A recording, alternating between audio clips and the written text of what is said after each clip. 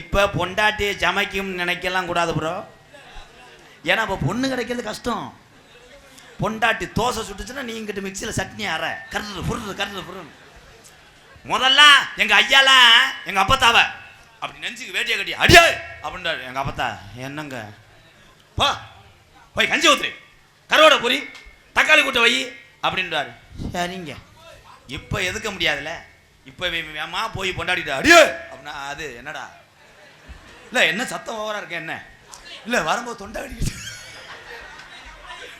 என்னடி சொல்ற என்னடா சொல்ற வாடா வா கராத்தில் எங்கள் அப்பே 2 பெல்ட் வாங்கியிருக்கேன் வா நான் சாதாரணம் கிடையாது வாட்டா மட்டாருன்னு சொல்ல இவன் உடனே காலில் விழுந்து கும்பிட்டு சத்திய நோக்க சர.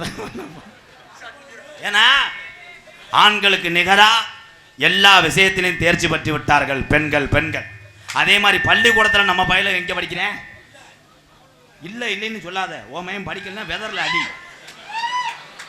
இல்லைன்னு ஏன் அப்படி சொல்ற? அவனை படிக்க சொல்லும் போது நீ என்ன பண்ணணும், பிரிப்பேடு கேம் விளையாட கொடு.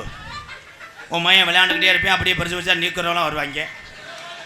அந்த மாதிரி அதுலேயும் சில பேர் இப்படி விளையாண்டுக்கிட்டே போஸ்ட் மரத்தில் போய் முட்டேன் டம்முன்னு முட்டிவிட்டு இந்த வழி இல்லையாண்டுக்கிட்டு போகிறாங்க.